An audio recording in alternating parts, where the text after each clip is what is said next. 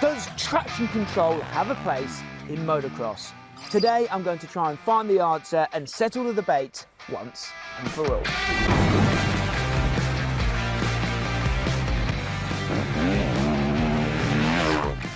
After the initial evolution of the motocross bike in the 80s, when we went from twin shocks and drum brakes to monoshocks and disc brakes, dirt bike technology didn't evolve very quickly at all. But then came the four-stroke revolution in the early 2000s. Since then, we've seen lots of new technology enter the sport. Fuel injection, switchable maps, quick shifters, and even launch control are all commonplace in the sport today. But there's one piece of technology that's left us scratching our heads, and that's traction control. We're motocross riders, right? We actually want to break traction. We want to feel that back end slip. We want to be the ones to decide when to twist the throttle and lay power to the ground. So, is traction control just a gimmick, or could it be game-changing? In front of me today, I have the latest 450 to hit the market. It's brimming with technology and has a unique and potentially revolutionary traction control system like no other motocross bike on the market. Today, we're going to put it to the test and find out if it's as game-changing as Ducati would want us to believe. But before I hit the track and get the stopwatch out, I'm going to cut to the studio now and explain in more detail how this system works.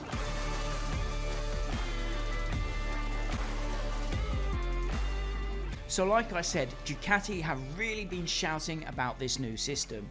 This is a line from their website. The Desmo 450 MX brings Ducati electronics excellence to motocross.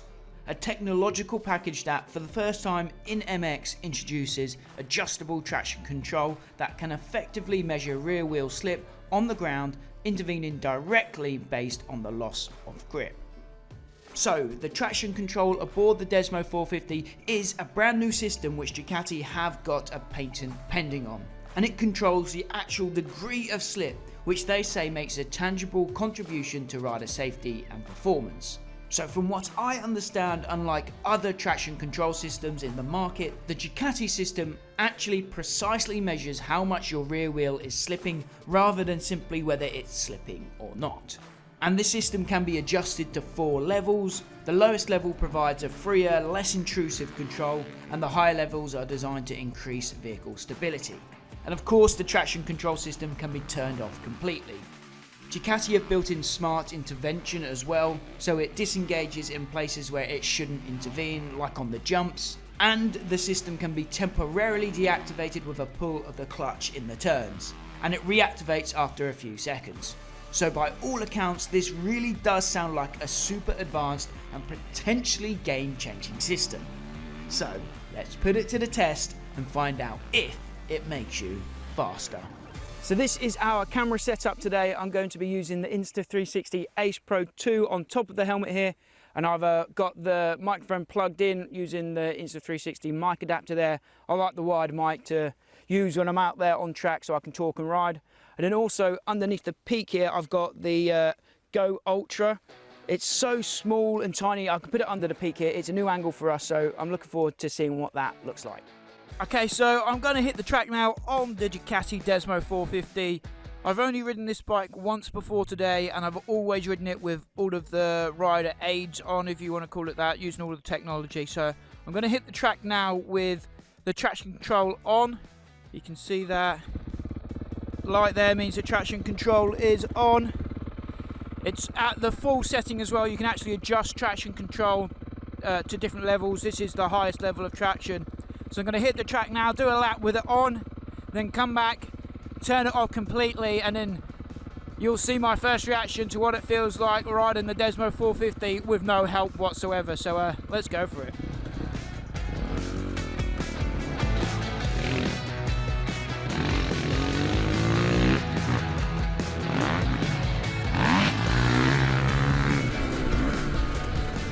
Track is perfect today, baby!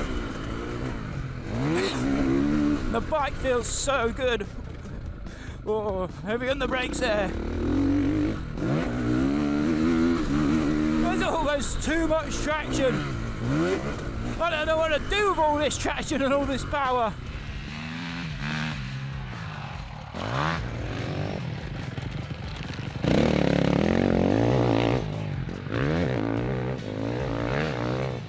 I'm using the Insta360 Go Ultra underneath my peak right now. Never actually done this angle before. It's a new one for us, so I think it'll look cool.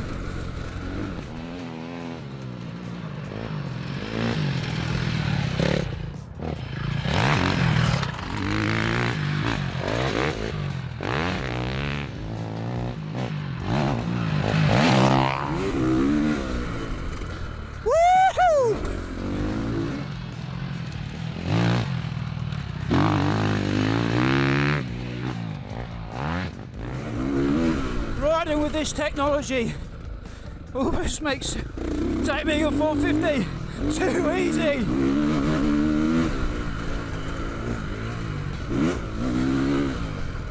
I've never been a 450 guy, in all honesty. They've always scared me a little bit.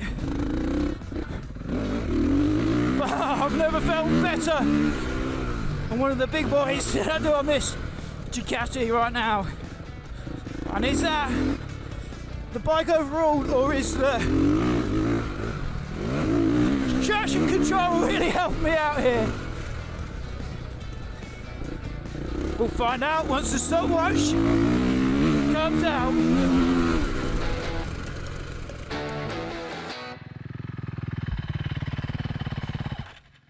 Okay, so that was a couple of laps on the Duke with traction control fully engaged. I almost felt like I had too much traction at times, which is weird to say. This is a lot of bike and I don't know what to do with all of it in some places. I've done a million laps here, so in some of the spots I'm kind of expecting to break traction. And I think my body is anticipating that.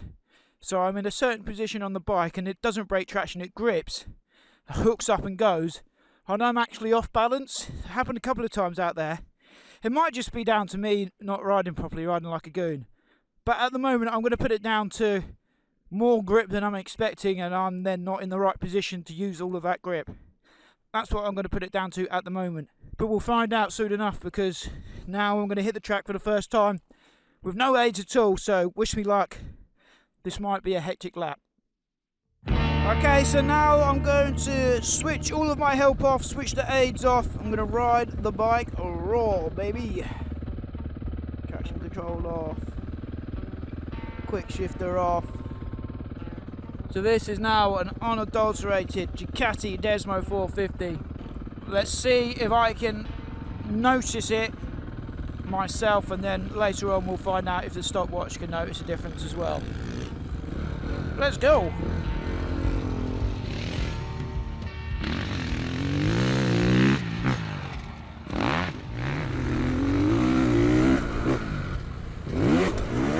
Yeah, that was definitely more like I was expecting.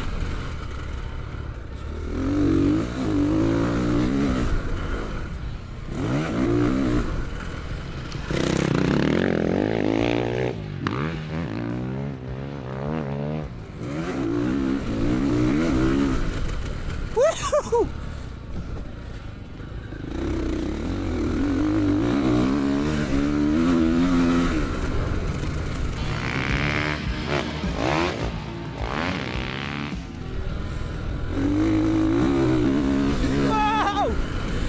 Broke traction there.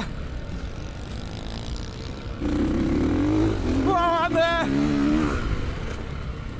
It's definitely a lot wilder of a beast. With none of those aids on.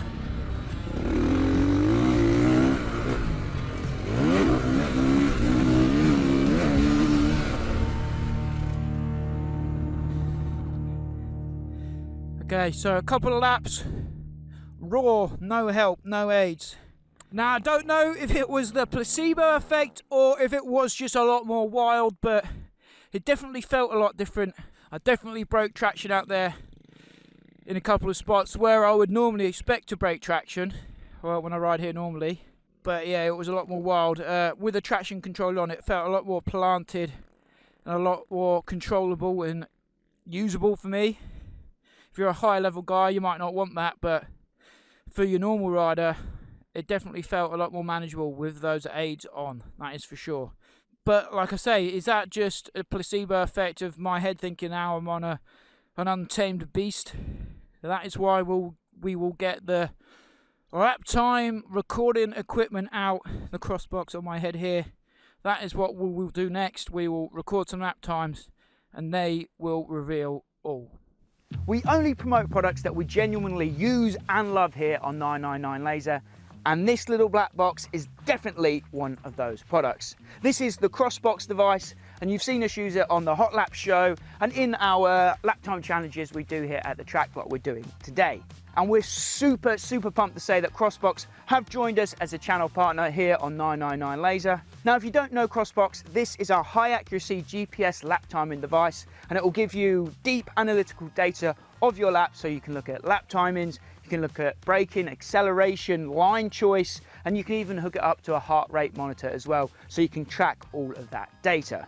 All of that information goes into the Crossbox app, where you can break down the data and have a look after your riding session. I'll do that a little later in the video. I'll show you how you can overlay 2 different laps and compare where you've lost time and gained time, which will be super interesting for us to see with traction control on and traction control off. There's more information about the Crossbox device in the description down below, and a link to their website as well, so be sure to check that out. A huge thank you goes to Crossbox for supporting the channel. Okay, so we've got the Crossbox on my head right now. We're going to do some hot laps. I'm going to start in raw. No aids, no traction control. We'll do that first and then we'll turn the aids on. Like I said, we're using the Crossbox to record this data, to record these lap times, so you know they'll be dead accurate. I'll be able to compare the lap times on screen at the end as well, so I'll show you that once we've done these laps. So let's go for it. Let's send it under Ducati.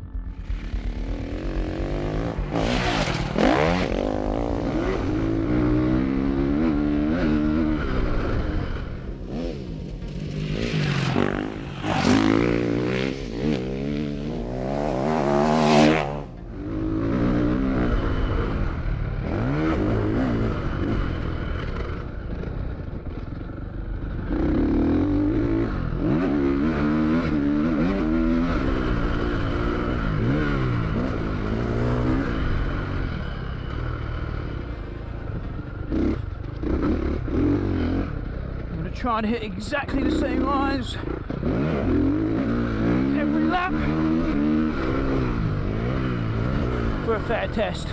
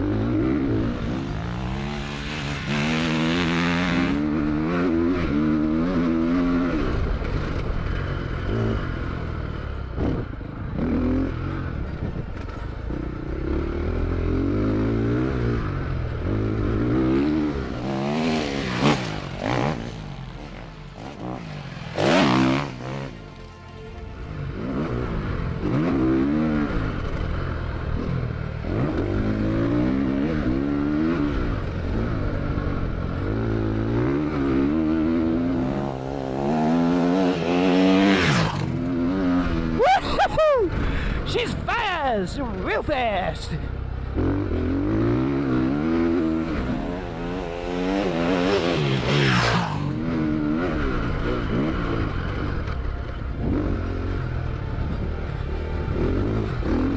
Oh, I lost a bit of traction there.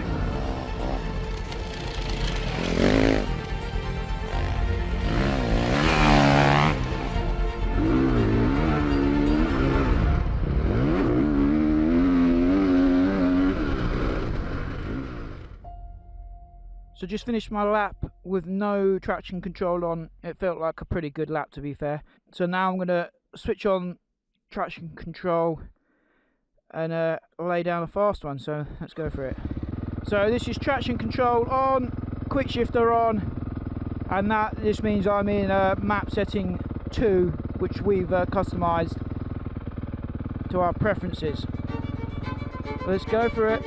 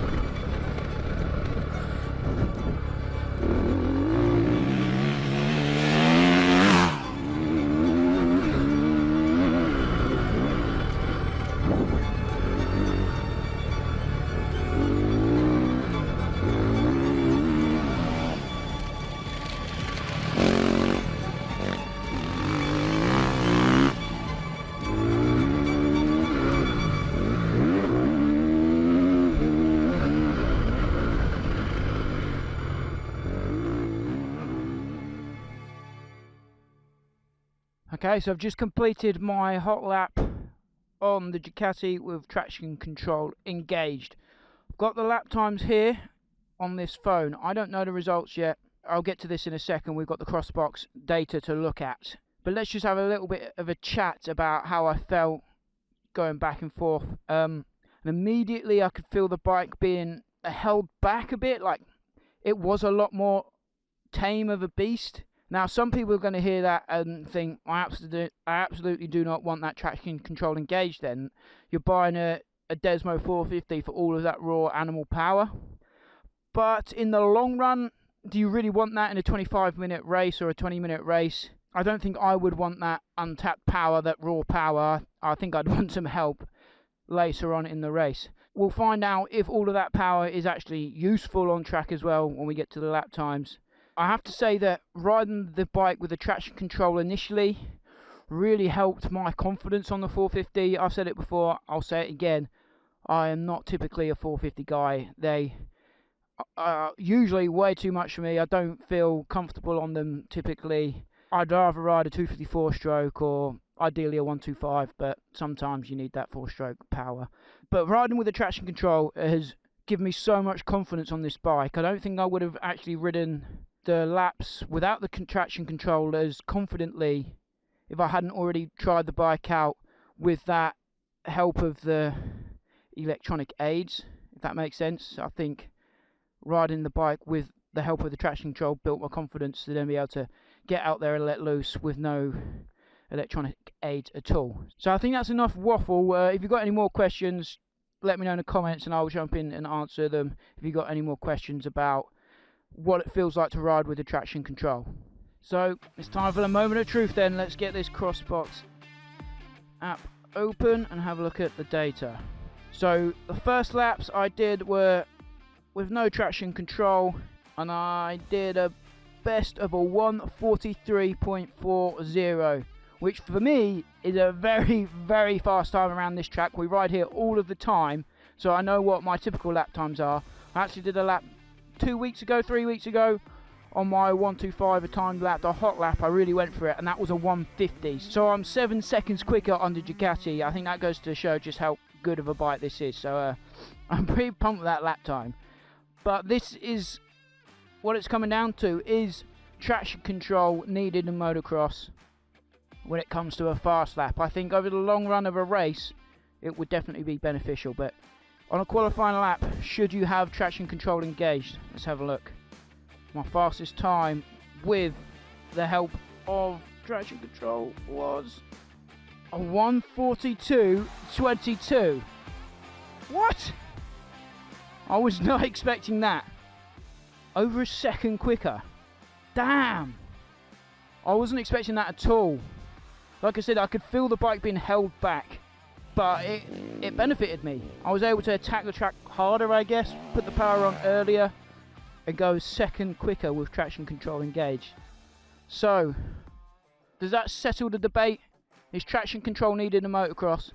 For someone of my level, I think so. So this is my second day on the Ducati, and I have to say I'm absolutely loving it. I think you can see from those lap times, that might be my best lap ever here. I don't think there's any might about it. That is my best lap ever around this track. You've got the power of the 450, that just raw speed and power that you want from the 450. But with that technology, it's tameable and controllable for a rider of my level.